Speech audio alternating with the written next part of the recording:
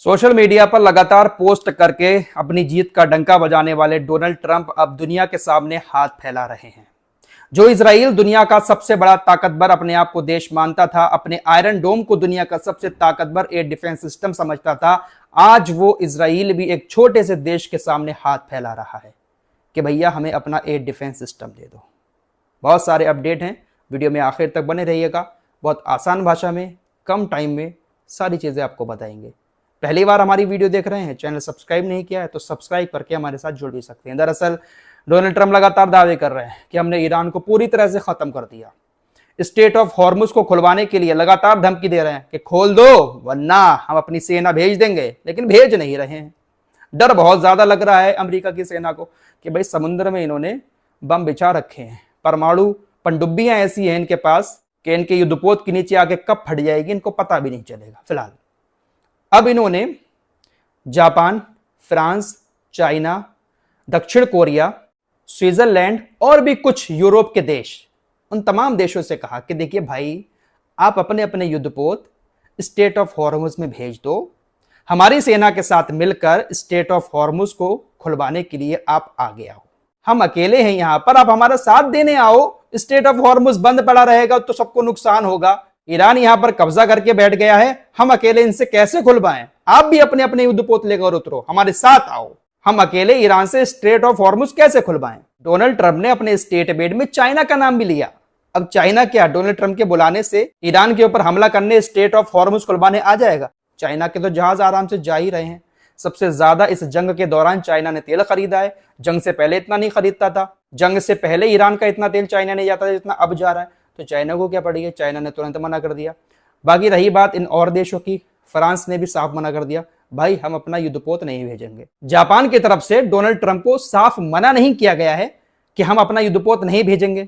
अगर डायरेक्ट मना कर दें तो भाई साहब नाराज हो जाएंगे। इसीलिए जापान ने कहा कि देखिए बहुत कठिन वक्त है, बहुत सारी परेशानियां हैं, बहुत सारी दिक्कतें हैं, लिहाजा हम सोच रहे हैं कि भेजें या ना भेजें। लेकिन दिक्कतें बहुत हैं भेजने में अपने युद्धपोत को।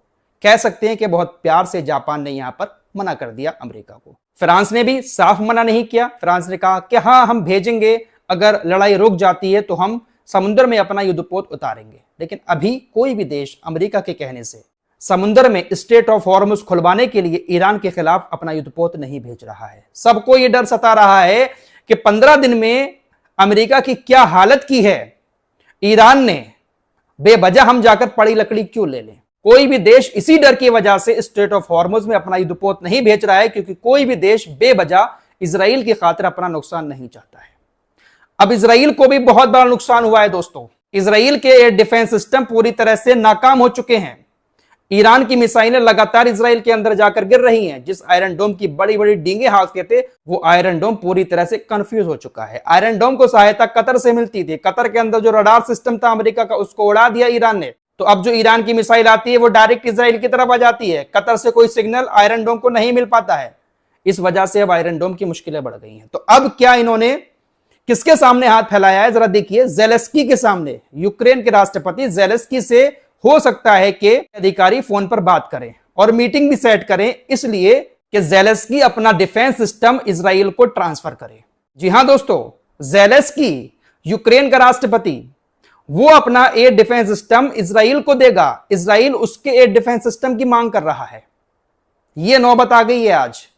एक वो देश जो लगातार जंग में पिट रहा है रशिया से पिछले 4-5 सालों से, उस देश से इजराइल एयर डिफेंस सिस्टम मांगने को मजबूर हो चुका है। तो इससे आप इजराइल की हालत का अंदाजा लगा सकते हैं। ऑफिशियली खबर है, जहां से चाहे आप इसको वेरीफाई कर सकते हैं। यूक्रेन के एयर डिफेंस सिस्टम लेने की नौबत आ चुकी है। अब ये यूक्रेन के ऊपर क्यों भाग रहे हैं ज्यादा? दरअसल रशिया के साथ जो जंग चली है 4 साल की, तो इनको ऐसा लग रहा है कि यूक्रेन के पास एक्सपीरियंस हर चीज का ज्यादा है, क्योंकि रशिया की मिसाइलों को रोका, रशिया के ड्रोन्स को रोका। ईरान के पास जो मिसाइलें हैं, ईरान के पास जो ड्रोन है, उसमें भी कहीं ना कहीं रशिया और ईरान की टेक्नोलॉजी, इन्हीं की मिली भगत से मिसाइलें और ड्रोन बने हैं। तो अगर यूक्रेन रशिया की मिसाइलों को रोक सकता है, उनके ड्रोन को मार सकता है, तो ईरान की मिसाइलों को भी रोक सकता है। तो इसीलिए यूक्रेन के ऊपर ये लोग अपना हाथ डाल रहे हैं। यूक्रेन ने बहुत सारे ड्रोन तो भेज ही दिए हैं, शायद 136 ड्रोन को मारने के लिए। उसमें भी मिली जुली टेक्नोलॉजी है रशिया और ईरान की। अब मिसाइलें जो ईरान बना रहा है, मैंने आपको पहले ही बताया था, इसमें भी कहीं ना कहीं ईरान और रशिया की टेक्नोलॉजी है। तो इजराइल को अब ऐसा लगता है कि रशिया की मिसाइलों को जब यूक्रेन की एयर डिफेंस सिस्टम ने रोका था, तो हो सकता है कि ईरान की मिसाइलें भी रोक ले, इसलिए यूक्रेन से एयर डिफेंस सिस्टम के लिए हाथ फैलाए जा रहे हैं। तो ये हालत हो गई है आज इन लोगों की दोस्तों। एक तरफ डोनाल्ड ट्रंप यूरोपीय देशों को बुला रहे हैं स्टेट ऑफ हॉर्मुज खुलवाने के लिए, ये मांग रहे हैं दूसरों से डिफेंस सिस्टम। अमेरिकी अधिकारी कह भी रहे हैं कि भाई डिफेंस मिसाइलों की कमी है बहुत ज्यादा इजराइल के पास। बहुत सारे क्लस्टर बम जो छोड़ रहा है ईरान, उससे बहुत ज्यादा दिक्कत आ रही है। मिसाइल एक है, रोकना 20 जगह पड़ रहा है, क्योंकि जब वो फटती है तो 20 बम गिरते हैं, सभी को इंटरसेप्ट करना है, तो सोचिए कितनी मिसाइलें इनको छोड़ना पड़ती हैं। फिलहाल हालत इनकी बस से बदतर हो चुकी है।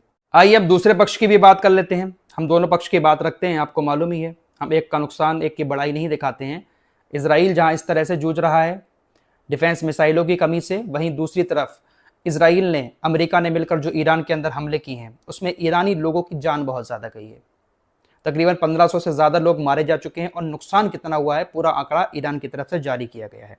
पिछले 2 हफ्ते में इजराइल और अमेरिका के हमले में तकरीबन 43,000 ऐसी जगहों पर हमले किए हैं जो नॉन मिलिट्री साइट्स थी। नॉन मिलिट्री साइट्स मतलब जहां पर ईरान की IRGC का कोई ठिकाना भी नहीं था, वहां पर हमले किए। 120 स्कूल इसमें शामिल हैं। कितनी जगहों पर? 43,000 नॉन मिलिट्री साइट पर हमले हुए हैं। बाकी टोटल बम इन्होंने कितने गिराए ईरान के ऊपर, इससे आप अंदाजा लगा सकते हैं। फाइनेंशियल टाइम्स की रिपोर्ट के मुताबिक ईरान की तरफ से बताया गया कि इन्होंने 43,000 जगहों पर जो बम गिराए हैं, उसमें आजादी टावर भी शामिल है। आजादी टावर भी इनके मिसाइल हमलों में, इनके एयर स्ट्राइक में बहुत बुरी तरह से डैमेज हुआ है। 36,500 आवासीय घर तबाह हुए हैं, 6,000 से ज्यादा कंपनीज तबाह हुई हैं जहां पर फैक्ट्री वगैरह चलती थी।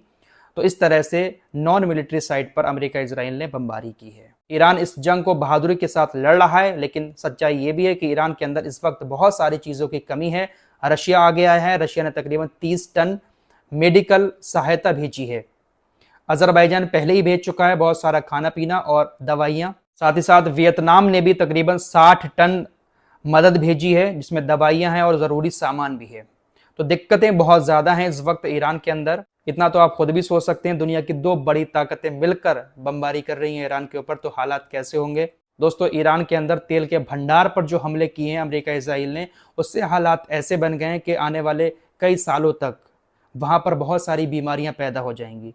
इस वक्त जो बारिश हो रही है ईरान के अंदर, तो वो काली बारिश हो रही है, और उस काली बारिश की वजह से बहुत सारे लोगों की स्किन खराब हो रही है, फेफड़ों में दिक्कत आ रही है। हमारे आसपास कहीं थोड़े से तेल में आग लग जाती है तो कितना बुरा माहौल बन जाता है। वहां तो बड़े बड़े भंडारों पर बड़े बड़े बम गिराए गए हैं तेल के। तो आप सोच सकते हैं किस तरह का मौसम होगा वहां का, किस तरह के खतरनाक हालात होंगे, लेकिन फिर भी लोग सर्वाइव वहां पर कर रहे हैं। लोग यही कह रहे हैं कि हाँ, हम इस जंग को लड़ते रहेंगे, पीछे हटने की जरूरत नहीं है। तमाम नेताओं से, ईरान के लोगों की तरफ से यही कहा जा रहा है।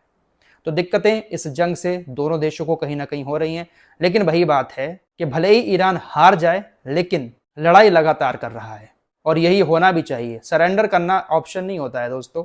जब इस तरह से बड़ी बड़ी ताकतें किसी को दबाती हैं, तो सरेंडर करना फिर ऑप्शन नहीं रह जाता है। फिलहाल बड़ी खबर ये भी है कि हमारे यहाँ से भी जो ईरान की एम्बेसी बनी हुई है, उसमें बहुत सारे लोग अपना पैसा जमा कर रहे हैं। ईरानी एम्बेसी जो भारत के अंदर है, उसकी तरफ से बताया गया कि भारत के लोगों ने हमसे बहुत ज़्यादा कहा कि हम कुछ मदद करना चाहते हैं, तो अब बाकायदा एक SBI का अकाउंट नंबर भी ईरानी एम्बेसी की तरफ से जारी किया गया है। उसमें डायरेक्ट ट्रांसफ़र कर सकते हैं, या फिर एम्बेसी में जाकर भी ईरान की मदद के लिए पैसे जमा कर सकते हैं। भारत के लोग जो मदद कर रहे हैं ईरान की एम्बेसी की तरफ से, उनका शुक्रिया अदा भी किया गया है। जंग कहीं पर भी हो, नुकसान सभी का होता है, कितना भी ताकतवर हो, कितना भी कमज़ोर हो। फिलहाल इस रिपोर्ट में इतना ही। कुछ और खबरों के साथ फिर हाजिर होंगे। अपना ख्याल रखिएगा। अल्लाह हाफिज़।